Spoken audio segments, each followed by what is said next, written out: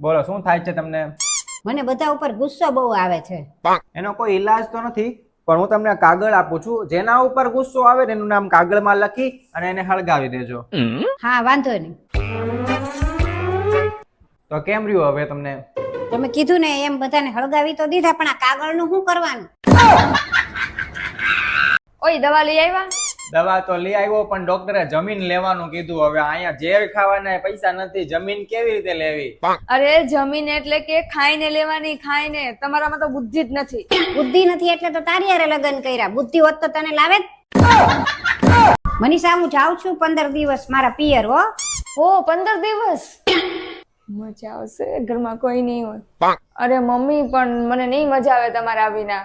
મને ખબર જ હતી કે તને એકલા નહીં ગમે, એટલે તાર નણંદ આવે જ છે કાલથી ને રોકાવા 15 દિવસ. જોજે ધ્યાનથી સુધારજે, હાથમાં વાગી ન જાય. તું કેટલું મારું ધ્યાન રાખેસ.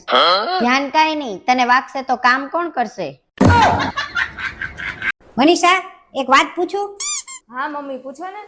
આ ભેંસ કેમ આખો દિવસ પૂંછડી હલાય વાત કરે? અરે મમ્મી, એટલી નથી ખબર, પૂંછડીમાં ક્યાં એવી તાકાત છે કે ભેંસને હલાવી કે? હું તને એટલો પ્રેમ કરું છું ને કે આ આખું ઘર ગાડી બધું તારા નામે કરી દઉં.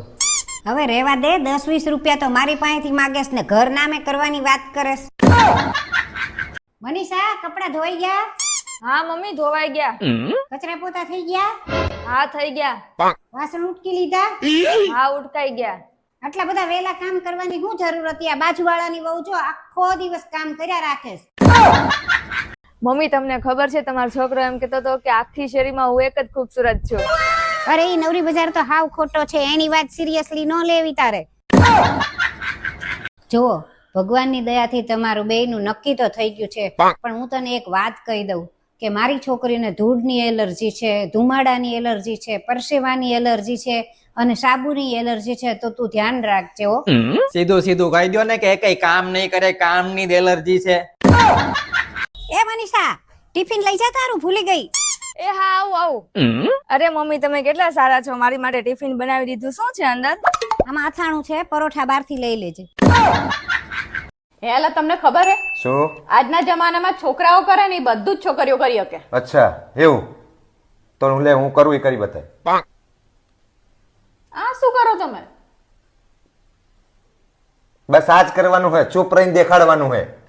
હવે આ છો, એક કામ કર, આઈ એમ સોરી એવું કહીને બતાય. નહીં બોલી શકતી ને? હવે એમ કે ભૂલ બધી મારી છે. આ ગયા નકરા મોટા. મનીષા, આમાં ઇન્સ્ટાગ્રામ આઈડી બનાવી દે ને મારું. નામ શું રાખું? નામ રૂપાબેન. Date of birth? એટલે હું? એટલે તમારો જન્મ ક્યારે થયો તો? સોમવતી અમાસના દિવસે. એ નવરી બજાર, હા મમ્મી. તને ગણતરી કરતા આવડે છે?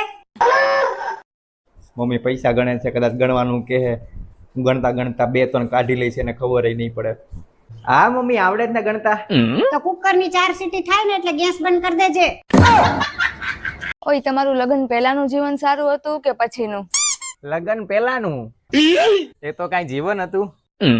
સવારે મોડું ઉઠવાનું, કાંઈ કામ ધંધો કરવાનું નહીં, આખો દિવસ ભાઈબંધ હારે રખડવાનું અને રાત્રે મોડેકથી સુવાનું. આવું કઈ જીવન કહેવાય? જીવન તો આ છે, સવારે વહેલું જાગવાનું, નોકરીએ જવાનું અને નોકરીએથી આવીને પાછા ઘરના બીજા કામ કરવાના અને રાત્રે શાંતિથી વહેલા હોઈ જવાનું. સારું, તો ગાડી સાફ થઈ જાય ને પછી કચરા પોતા કરી નાખજો.